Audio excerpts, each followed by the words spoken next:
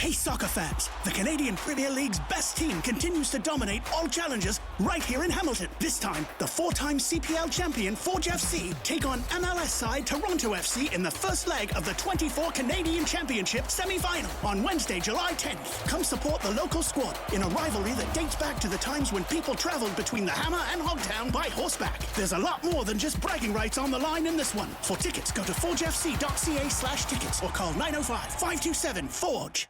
Let's hear from the coach. This is Behind the Beard with Bobby Smirniotis, Forge FC head coach and sporting director. Now, the woman who takes us there, here's Mackenzie Barwell on the Forge Audio Network. Oh my goodness, it's so hot. Well, you guys had the door open. That's the problem. Really? Yeah, because all the humidity comes from the hallway. No, I thought we needed more ventilation. Yeah? Well, I have been just waiting here Okay. for a little while. Well, could have I was thinking... redesigned. Yeah? Yeah. A little bit. Remember that time I just put on a bunch of the random stuff? I was thinking I might do that again, but then Jelani so kindly stepped in. There you go. Mm-hmm. It won't change much. No. So did you guys finish the podcast with Jelani, or We did you even did. start? I don't even know. We were just talking about a bunch of random stuff for probably 20 minutes. You didn't hit him with your questions for the week? Well, you know what he did to me? He goes, does anyone ever ask you how you're doing, Mackenzie? I feel like no one pins the questions on you. So we kind of switch roles We there. had that conversation last week Yes. with Jelani. It's fresh in his head. Really? No, does anyone ever ask you how you're doing? Me specifically? No, in general. You had that conversation with Jelani. Yeah. Okay, well, clearly he took that to heart because he asked today. Well, he asked me once, Coach, does anyone ever ask you how you're doing? I said, no. Players ask, can I play more? Yeah. What do I need to do to play more? Why didn't I play? Mackenzie asked I need to score goals. I Yeah. need to do this. All right. Well, how are you? A little under the weather. Well, sorry. I was like, I don't know. I'm not going to if get to the ask. traditional answer. Oh, I'm great. Great. No, it's not worth it. Fantastic. Yeah. No. I don't understand why this is dragged out for as long as It went away. Yeah, I was going to say, I feel Went like away. for a brief moment. The night of the Halifax game, it just got bad. Oh. Yeah. Well, when Jelani was pretending to be you, Kit walked in and said, no, you have to cough every other sentence There you go. That would be Kit right now. to make it really accurate. Yeah. Yeah. Okay, Bobby. Well, I've got a few for you, and then, of course, some interesting ones at the end. All right. Do you follow Marvel? Marvel. Like the superhero? Yeah, which one's Marvel now? I keep on getting confused, and I had this conversation with my kids. Marvel is Superman? Batman? No. That is... Wait, what's that called? DC. DC. See, of course. That's what I always mix up who's who. Yeah, so Marvel like, is Batman? No, DC. Marvel's like Avengers, like Iron Man and like the Hulk and Thor and all of them. Do they ever go at it against each other? They should. I don't know if they've done a crossover ever. So wait. Who we talking? Marvel. Yeah. Marvel is who? Iron Man, Avengers, Hulk, Black Widow. I could go on and on. I'm a big fan. Black Widow. I watched that on one of our flights. Disney Plus, probably. On one of our flights. Oh, no way. Yeah. Okay, so you're familiar then.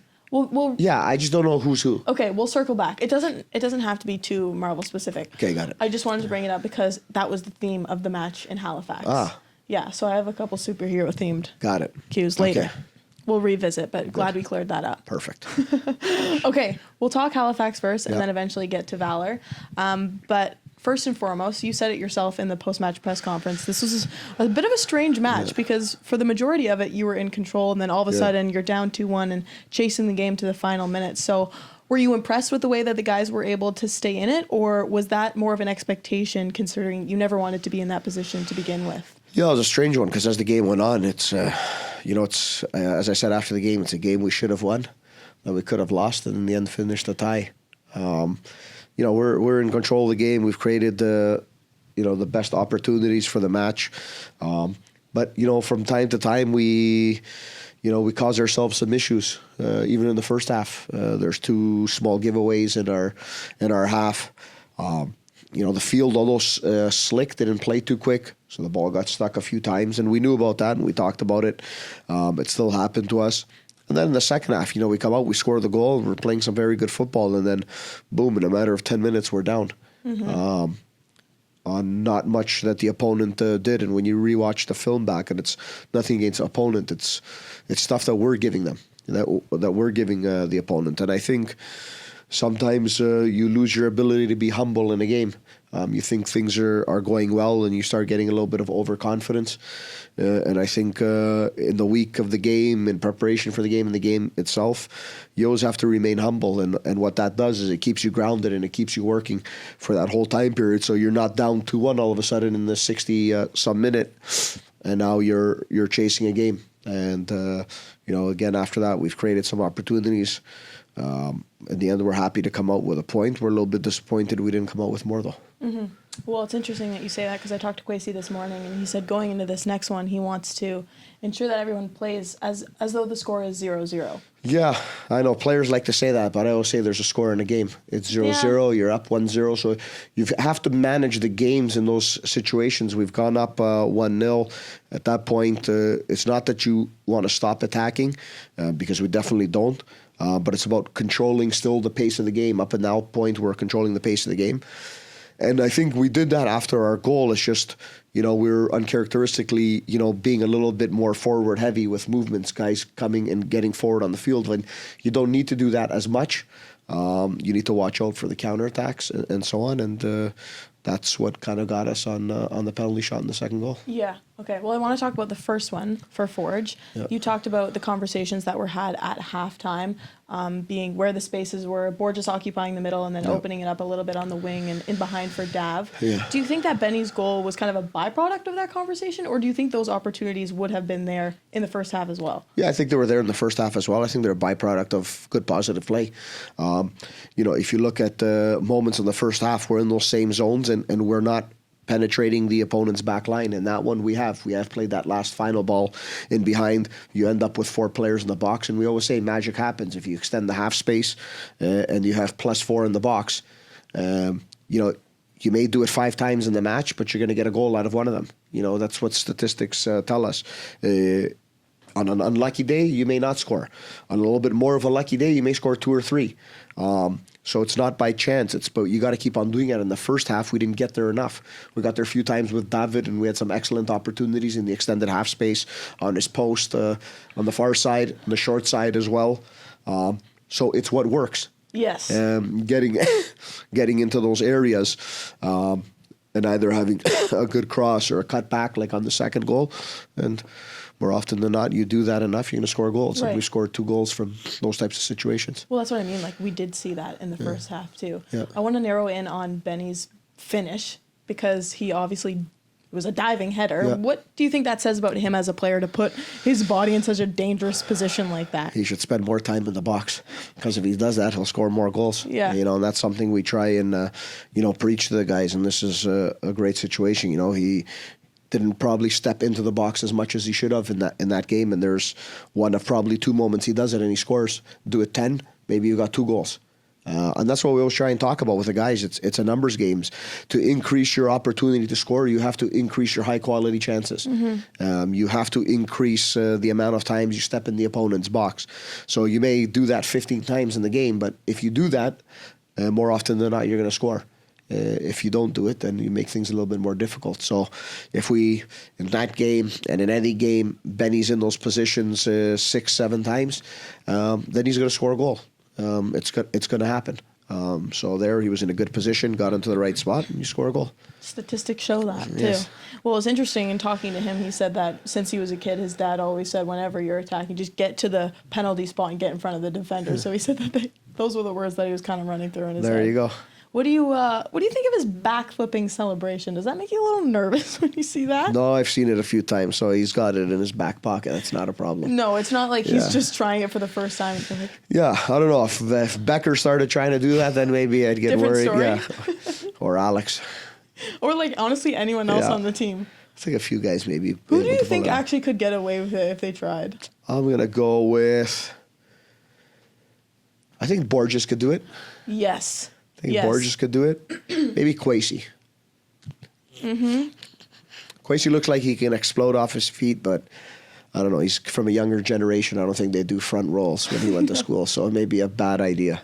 Then he just moves more freely. There you go. We did some front rolls before the Halifax game. It's quite interesting who can do a front roll and who can't. Like just a somersault? Yeah, just a little fun game we do. And who can't do a somersault? There's quite a few. Wow, we that's won't say names. shocking. Okay, yes. We don't have to expose them. Okay, well, going back to this game, you've spoke a lot about the importance of competition within the group and knowing that it increases sharpness at practice and gives the coaching staff, different looks. We saw Garv in the back line against Halifax. Obviously, he came back from international duty, but some people are obviously surprised not to see Malik as well because he's coming off an impressive game against Calgary. So you've talked about how difficult these decisions are, but what went into that particular one? Yeah, I think there's different things that go into it. One, it's you look a little bit about the opponent, what may be needed. It kind of worked out that way. Halifax wasn't very aggressive in what they were doing in their attack. We figured they'd sit in a mid block. Garven's and Malik is too a good ball carrier and to be able to move the ball a little bit forward. So just little subtle things like that. I think in our mind we also had the idea that Malik would be coming in at some point just to change things around, both if we needed to be more defensively stable, but then also if we needed to change things a little bit in the attack. And he ends up coming to the game so we can change some things in the attack by moving Daniel Parra a little bit further up the field into the midfield, making him more dynamic, getting Noah Jensen further up in the half space and playing with more of a natural winger at that point with Benni and then Nana switching over to the left side. So, there's different things you look at and how you start the game, and then you look at things and how you want to impact the game going, a little bit further into it. So for this game, we decided that it was best to start Garven and bringing in Malik as a player who can impact the game on either side of the ball, whether we needed to defend a little bit more or whether we needed to attack. Yeah. Okay. Garv said this morning, too, that he is typically a player that likes to dribble forward and keep possession, as you said, but he didn't feel it was as easy, of course, with the weather conditions and the grass being as slow as it was. Did you see that? Yeah, that impact? It was tricky because the day before we trained on the pitch and it was a little bit drier, obviously, than the day of the game. Yeah. But the guys were having a lot of problems just dribbling. The ball was getting stuck in the grass. It's quite a tricky one because you look at it and it looks beautiful, and it is when you're stepping on it, but the ball doesn't move. And even the following day in the game, as wet as it was, it still wasn't easy for the players to dribble. It was a little bit like there was some glue in the field. Yes. And so on. And that makes things tricky a little bit for defenders on their passing and their dribbling and getting out of situations. It makes them think twice about what they need to do. And it puts them a little bit more into a lot of passing and receiving. There's a lot of movement with the ball. And to be honest, we needed a little bit more movement from our defenders in Garv and Alex and moving forward with the ball. And I think just because of the conditions, it was a little bit easier for them to move it on the pass as opposed to the dribble. Right. Well, when I was watching the game, the play-by-play said, oh, surely it'll, the pace of play will be increased because the grass is so slick. And I was watching, I was like, I don't know if that's the case. No, not on this field. Yeah. Okay, well, I want to get to Nana's debut, but before that, I want to quickly address the controversial yellow card that Alex received pretty early on. Whether or not, that call was warranted or not, how do you think that will impact the rest of a player's game, especially in the 8th minute? And knowing that, 5 cards eventually lead to a suspension, how do you go about coaching players through situations like that? Yeah, that one was a tough one because he got called, I think, for pulling a shirt, which his shirt was being pulled. Yeah, I was... Right? The officials said they got it spot on, so they can go watch the replay. There's nothing much you can say there. The problem is in that situation, you've pulled out a yellow card, which, okay, it wasn't warranted, but it's a center back in the 8th minute, and you affect a little bit that player's play because, one unfortunate situation, and you're playing 82 minutes now with a yellow card, and you've got to watch yourself a little bit. And it's different if in the 8th minute you get a yellow card that's warranted for a tackle or something. But this one was a strange one, and it's something we talk about with the players. If you're gonna take a card, make sure you take it for the right reasons, to break down a play, something that's dangerous, but try and stay away a little bit from the ones that aren't needed. And at the end of the game, Nana gets one after our second goal.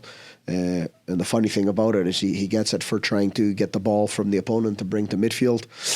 And that same situation happened last week in Calgary when a player grabbed Kadim and didn't get his second yellow card. Right. And Kadim got a red card. So all too familiar. It's all nice to get. This is all great. What I always say is, so long as there's consistency in what the officiating are doing. But I trust that they review everything every week, and they're looking at it to make sure that all that gets better each and every week, the same we do as coaches with our team. Yeah. Okay, well, we'll get to Nana now because, of course, he made an impact coming off the bench, assisting Kwesi for that equalizing goal. You also mentioned that he was able to train overseas, so that allowed him to kind of stay in form coming into his time with Forge. Going into these upcoming matches, his minutes will probably be limited as he gets acquainted. So once he does get back into the full swing of things, how do you feel his role will evolve? Yeah, I think the most important thing is to bring him into match fitness and into game fitness, because he was training periodically with the team over there, but it wasn't all the time, and it's different when you're officially with a team and you're playing games and the pressure of how you do things.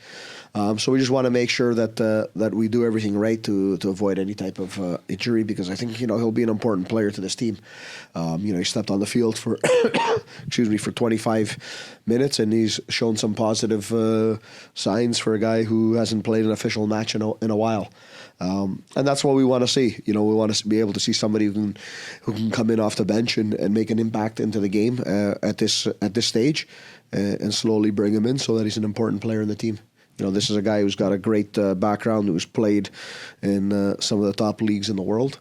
And now we just need him to come out and show his quality here. Yeah. Well, I had a chance to talk to him about that. What I didn't know that he roomed with Benni in Belgium. Yes.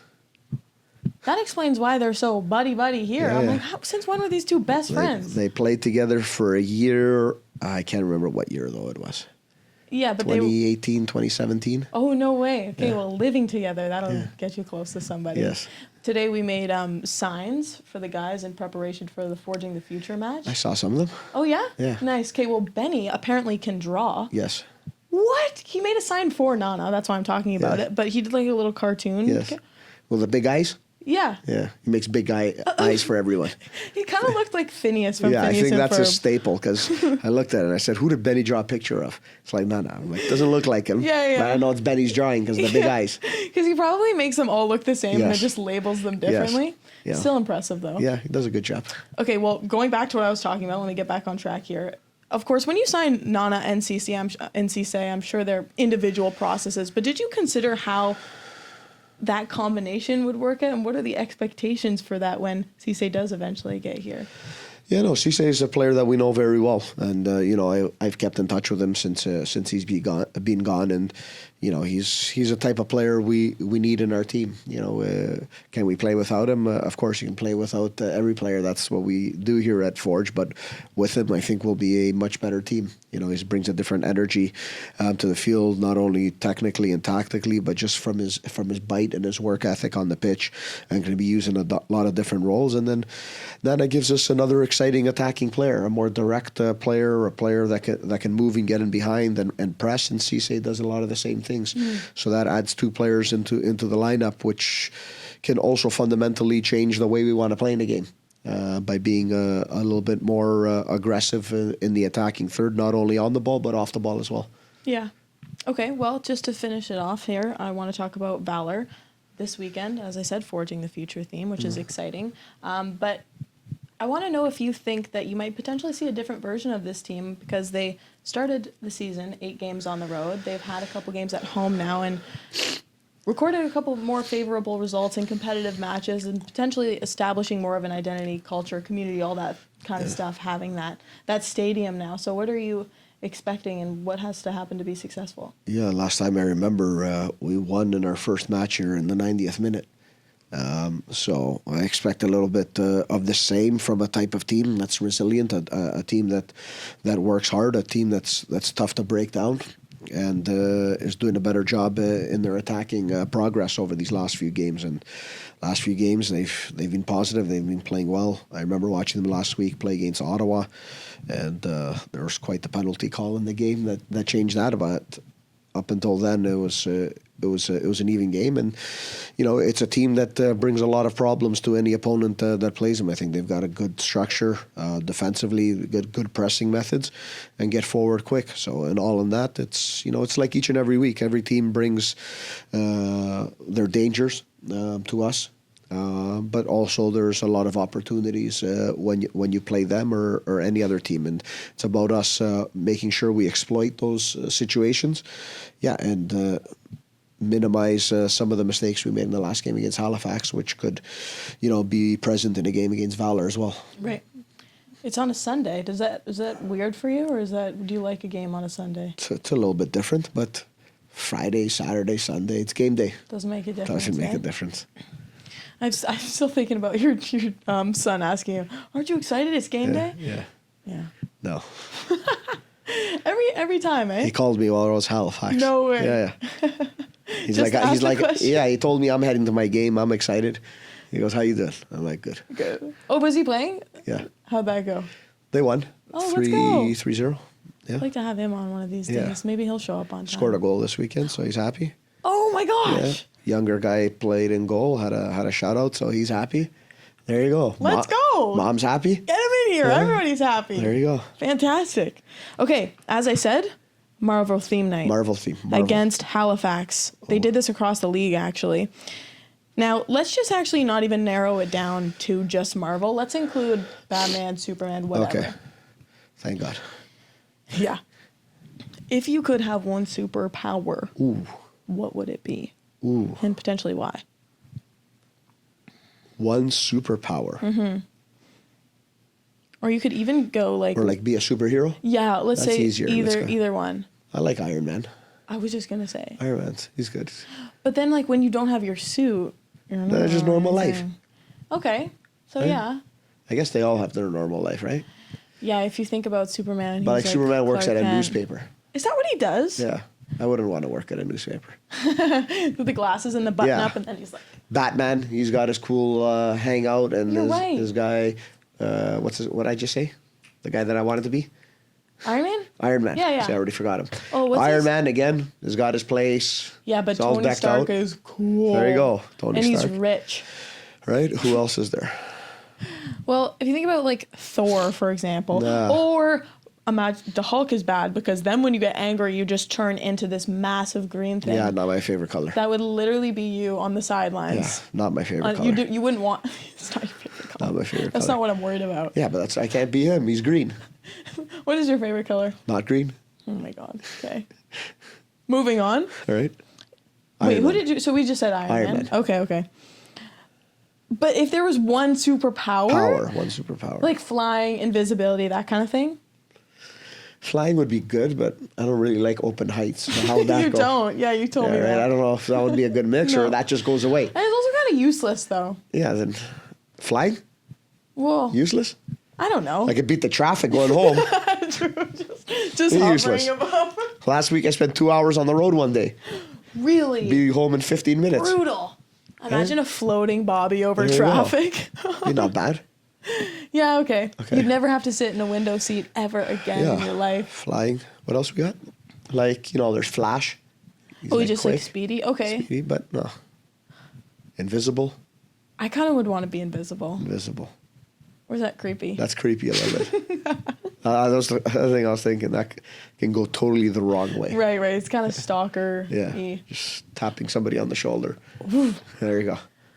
What about reading minds? Reading like minds. telepathy. No. You don't want to know? No, because then imagine you're in a stadium, 5,000 people, and you're constantly reading minds. Imagine what's going right. on in your brain. Chaos. You're just hearing everyone's thoughts. Almost like canaries in a garage, 100 of them. Yeah. Flying. You won't know what to do. Where are you going to be on the Scary, ground, scary. plugging your ears? Exactly. Okay. Are you familiar with like Guardians of the Galaxy? No. No? No. Oh, that's such a good one. That's Is a great it? movie. Yeah. So I was gonna ask. Is it like you- Star Wars? Similar because it's like in space and they're on like different We're planets. watching Star Wars all over again with my boys. Oh, really? Yeah, we watched all of them their first time during like COVID. When And we you're had going back? nothing to do, and now he wanted to start watching them again. That's Quite awesome. good. How many of them are there? 9? Jeez. 9, are we you right? serious? Do you know? No? I'm not. There was the 3 originals, which are Oh, right. Because then there's all those 4, new 5, and ones. 6. Yeah. And then I think 7, 8, 9 came out, and then 1, 2, 3. I don't know whose master plan that Did was. they write The originals they're were all- 4, 5, 6. So do you watch them in order or do you watch them chronologically, like when they were came We out? ended up watching them in order 1, 2, 3, 4, 5. Oh, Yeah. so like the newer produced Yeah. ones, and then you go. Yes. Then we went to the Oh. old ones. Maybe I'll have to. I've never. Because it gives you the timeline. Like, Yeah, it makes that's sense. better. I'm a Lord of the Rings. Lord of the Rings, never gal. seen it. What? No. Oh, arguably more iconic than Star Wars. I'm not much about these magical things. Please, Star Wars is so magical. It's not magical. Yes, it is. There's no magic. What? It's like 3,000 years from now when people are does flying around in space. Is it really set 3,000 years? I don't know. from I'm now? guessing. Okay, well, They're going from planet to planet. I'm things. sure that's something Yeah, that's yeah. going to be going on. Eventually. Yeah. Okay, well, I was going to ask you what, like, team you would be a part of. Like, Avengers, Guardians of the Galaxy. But, I mean, if you could put yourself into Star Wars, that's a good answer. Are they superheroes? I would call Luke Skywalker a superhero. Nah. Really? He gets depressed in one of the movies. He's just a guy. Yeah. Whoever Iron Man's with. Yes, on that team. Okay, fair. That team. Were you ever, like, a comic book guy? Not really. Really? Okay. Yeah, no. It's weird for that. Never I had guess. comic books. Never had like CDs or albums or Really? yeah.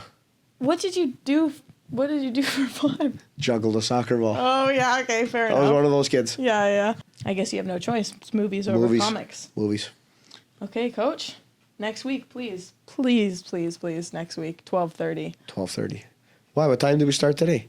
45 minutes later. Listen, I'll take some accountability for the lack of WhatsApp texting. We've talked about that. I know. Daniel actually called me out. He was like, didn't he just say that actually on the There podcast? you go. Somebody's listening in this room. Yeah, thank you. It's not my co-host. And it's not me, that's for There sure. you go. Okay, episode 8 next week. Thanks, Bobby. This has been Behind the Beard with Mackenzie Barwell and Bobby Smyrniotis. If you like what you heard, please like, follow, subscribe, comment, and share.